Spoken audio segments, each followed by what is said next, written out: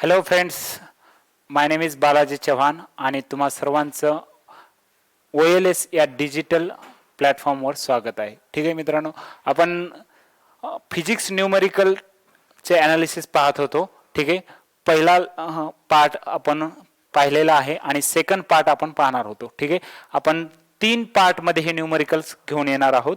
ठीक आहे, तर सेकंड पार्ट पाहूयात मित्रांनो physics न्यूमरिकलचा.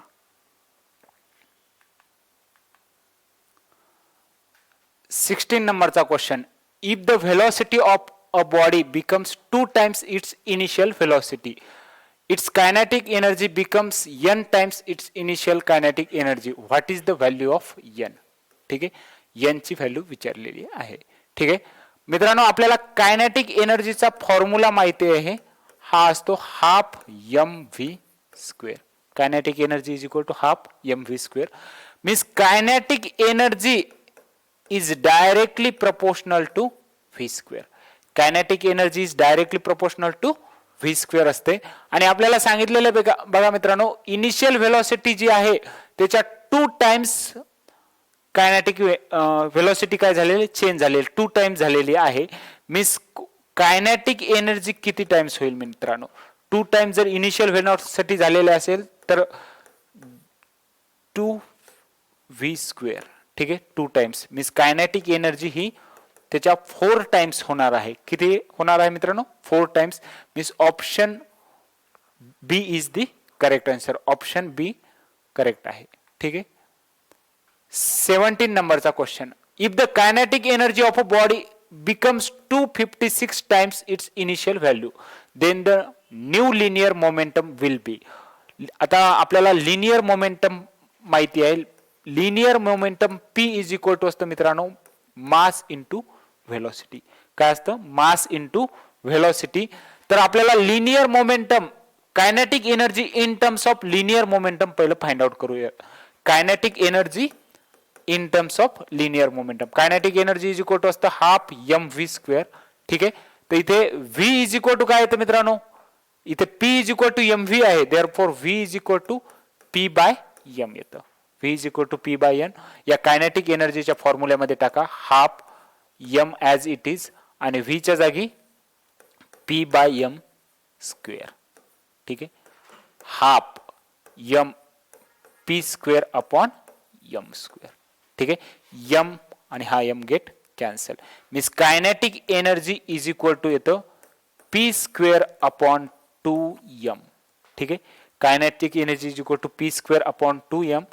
Therefore, kinetic energy is directly proportional to P square. Means kinetic energy he linear मोमेंटमच्या स्क्वेअरच्या proportional मध्ये आहे. तर आपल्याला बघा क्वेश्चन काय विचारलेला आहे. If the kinetic energy of body 256 time, kinetic energy जर 256 टाइम्स झालेली असेल तर लिनियर मोमेंटम काय असेल मित्रांनो? त्याचा स्क्वेअर रूट, 256 चा स्क्वेअर रूट काय येतं? 16 टाइम दी इनिशियल व्हॅल्यू.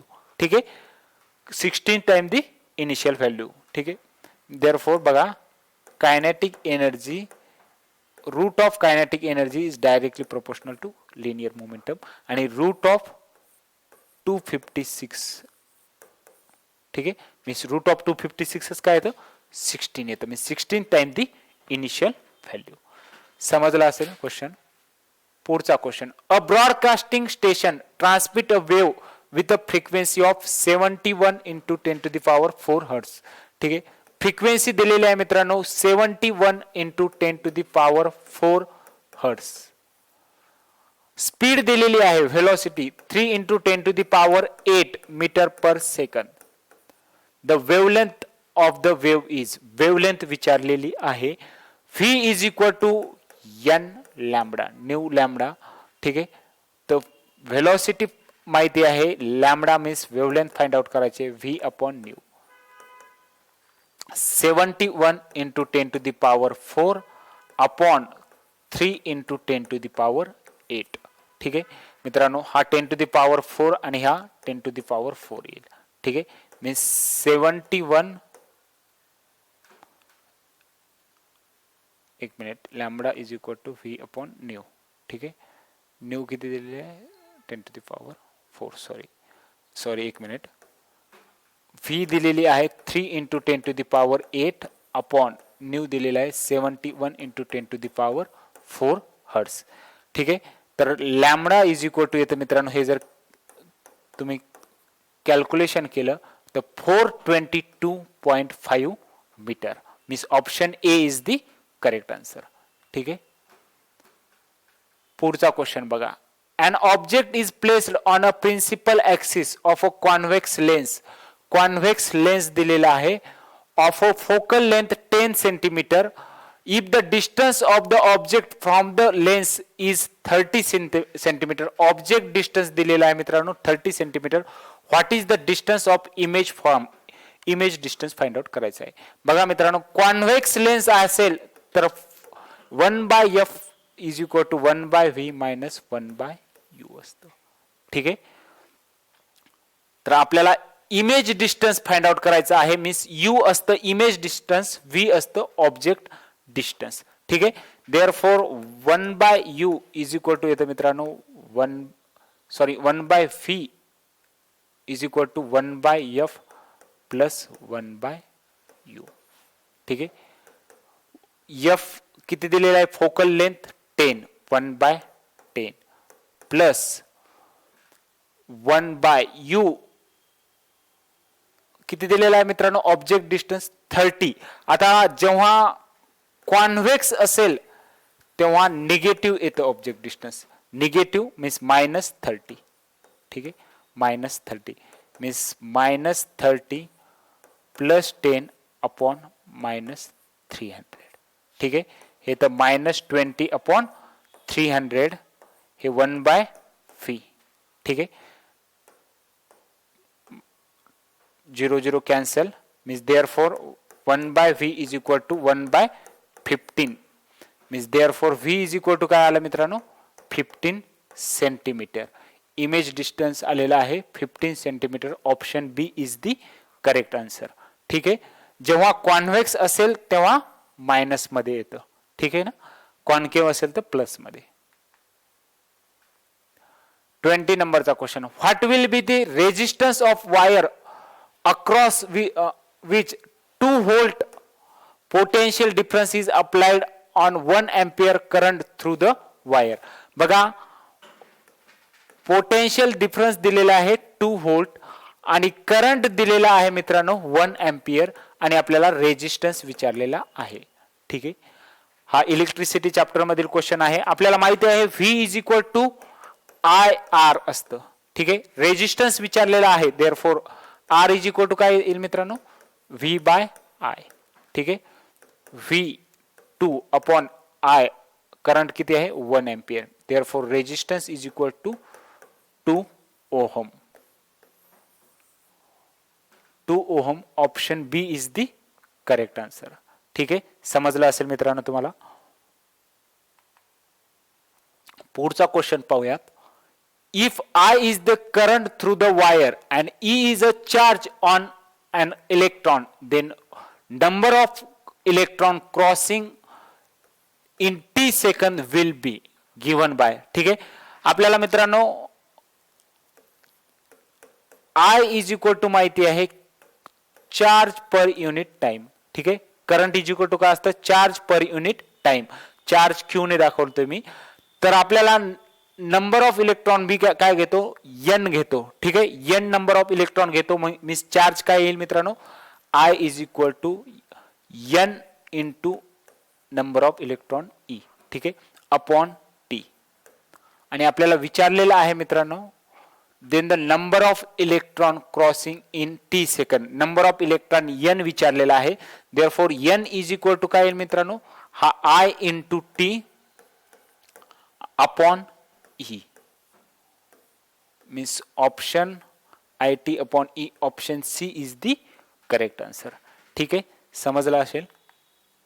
पुढचा question. If a person moves a trolley for a distance of 10 metre with a force of 50 newton then the work done. बघा मित्रांनो, वर्क डन विचारलेला आहे आणि work डनचा आपल्याला फॉर्म्युला माहिती आहे. Work done is equal to काय असतं, force into displacement. Work done is equal to force into displacement.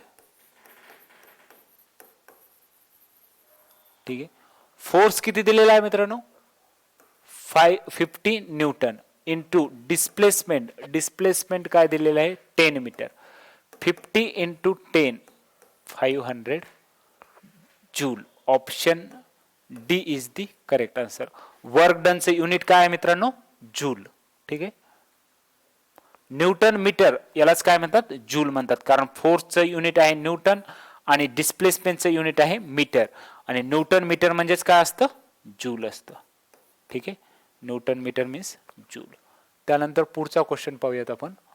A mass of 20 kg is at a height of 8 metre above the ground, then the potential energy possessed by the body is. बघा, potential एनर्जीचा formula माहिती आहे आपल्याला, mgh. ठीक आहे. Mass into acceleration due to gravity into height. मास आहे आपल्याला 20, acceleration due to gravity 9.8 घ्या, इंटू हाईट किती दिलेली आहे? हाईट दिलेली आहे 8 मीटर. ठीक आहे. Means 160 into 9.8. ठीक आहे. आणि पोटेन्शियल एनर्जी दिलेलं आहे. बघा, आता याच्यामध्ये डायरेक्टली आपल्याला कॅल्क्युलेशनही करायची गरज नाही. पोटेन्शियल एनर्जीचं युनिट काय असतं मित्रांनो? जूल असतं. ठीक आहे. पोटेन्शियल एनर्जीचं युनिट इथे बघा, जूल इथे एकच आहे. हे कुलम, वॅट, न्यूटन. वॅट हे फोर्सचं आहे. ठीक आहे. कुलम हे चार्जचं आहे. आणि सॉरी, न्यूटन हे फोर्सचं आहे. वॅट हे पॉवरचं आहे. कुलम हे चार्जचं युनिट आहे. आणि जूल हे एनर्जी. म्हणजे option A is the correct. म्हणजे तुम्ही युनिट जरी पाहून केलं तरी चालतं इथे, कारण इथे प्रत्येकाचं युनिट चेंज आहे त्यामुळे. ठीक आहे ना. पुढचा question. The focal length of a lens is 50 centimetre. Its power. बघा, focal length is equal to असतं 1/p. ठीक आहे. आणि फोकल लेंथ नेहमी मीटर मध्ये असते आणि पॉवर हे डायोप्टर मध्ये असतं. इथे आपल्याला पॉवर विचारलेले आहे. Therefore power is equal to काय येतं मित्रांनो? 1 focal length is equal to 1 focal length दिलेले 50 सेंटीमीटर मध्ये दिलेले आहे, ते मीटर मध्ये कन्वर्ट करा, इंटू 10⁻². हा 10⁻² वरती गेल्याच्या नंतर काय होतं? 10⁻² plus 2 upon 50. 10⁻² means 100 upon 50 is equal to 2 plus 2 dioptre आहे. Means option d is the correct answer. ठीक आहे. आणि पॉझिटिव्ह येत आहे म्हणजे तो काय असेल मित्रांनो? कॉन्व्हेक्स लेन्स असेल. ठीक आहे.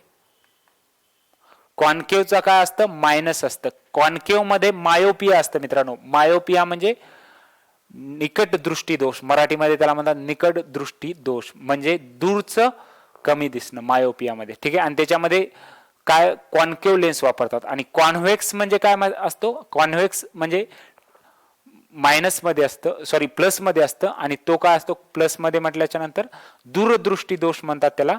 आणि दूरदृष्टी दोष म्हणजे जवळचं कमी दिसणं. ठीक आहे. म्हणजे मराठीमध्ये थोडे शब्द वेगळे आहेत, तर हे आपलं इंग्लिशमध्ये घे जा. हायपरमेट्रोपिया म्हणतात त्याला. ठीक आहे. हायपरमेट्रोपिया. आणि त्याच्यासाठी कॉन्व्हेक्स लेन्स यूज केला जातो. त्यानंतर 25 number question. The potential energy of a body at a certain height is 200 joule. Potential energy दिलेली आहे 200 joule. The kinetic energy possessed by a body when it just touches the surface of earth is equal to.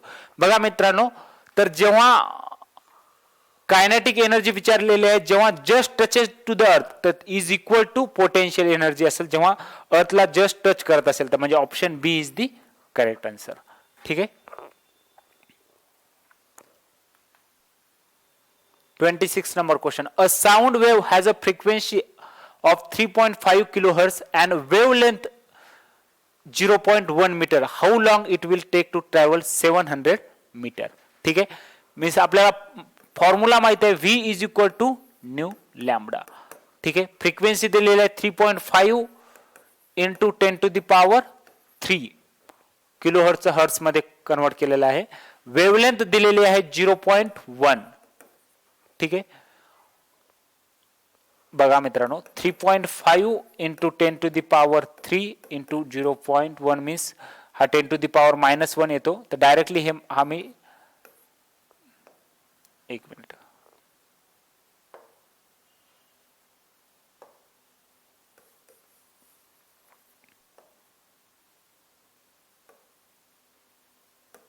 3.5 into 10 to the power 3 आणि हा -1 cancel झाला 3.5 into 10 to the power 2.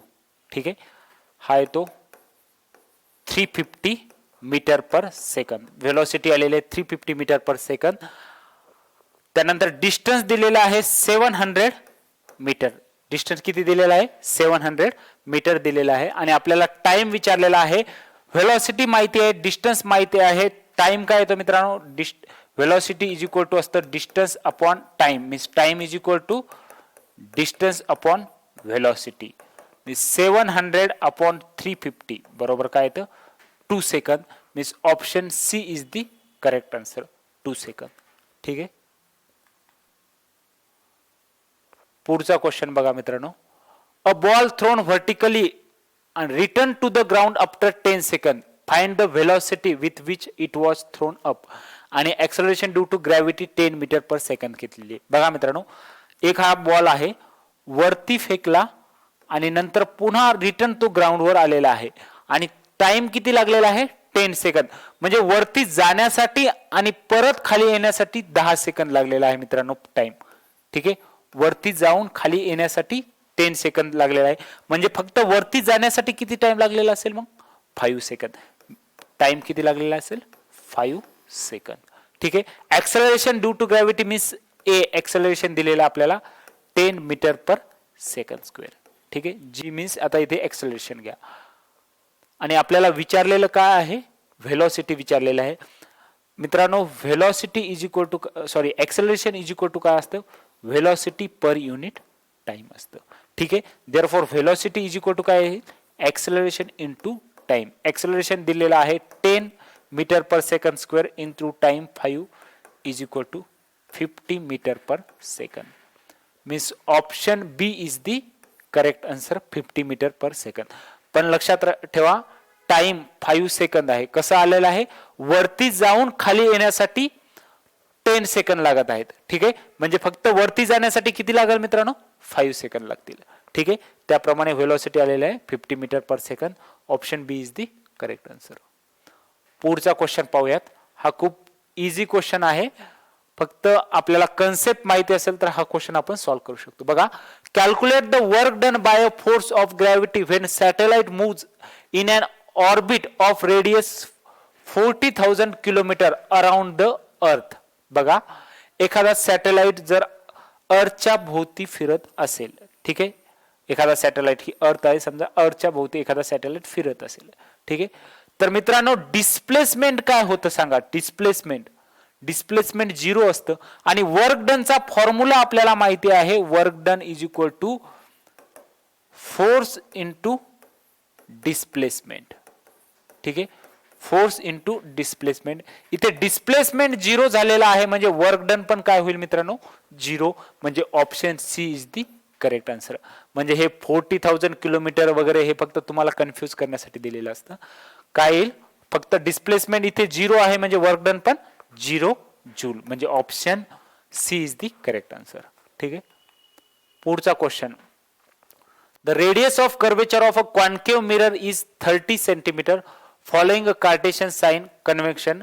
It's focal length is expressed as. बघा मित्रांनो concave mirror, concave म्हटल्याच्या नंतर minus sign येणार आहे. ठीक आहे, मायनस साइन येणार आहे आणि focal length is equal to असतं बघा रेडियस ऑफ कर्वेचर अपॉन 2. ठीक आहे, रेडियस ऑफ कर्वेचर किती दिलेला आहे मित्रांनो 30 सेंटीमीटर अपॉन 2 मीन्स 15 सेंटीमीटर आणि मायनस कारण कशामुळे कॉन्केव आहे म्हणून -15 centimetre. Option B is the correct answer. ठीक आहे, आणि शेवटचा क्वेश्चन आजचा. Calculate the current flowing through a resistor of 10 ohms when potential difference of 140 volt is applied across it. ठीक आहे. आपल्याला करंट विचारलेला आहे, रेजिस्टन्स दिलेला आहे 10 ओहम, रेजिस्टन्स 10 ओहम दिलेला आहे, पोटेन्शियल डिफरन्स दिलेला आहे मित्रांनो 140 व्होल्ट. ठीक आहे. आणि करंट विचारलेला आहे. V is equal to I R, हा आपल्याला फॉर्म्युला माहिती आहे. Therefore I is equal to काय येतं मित्रांनो, V by R. V 140 upon resistance 10, 0 0 get cancel, 14 ampere means 14 ampere. Option A is the correct answer. ठीक आहे. समजला असेल मित्रांनो. व्हिडिओ क्वेश्चन समजले असतील तर व्हिडिओला लाईक करा. Thank you very much and have a good day.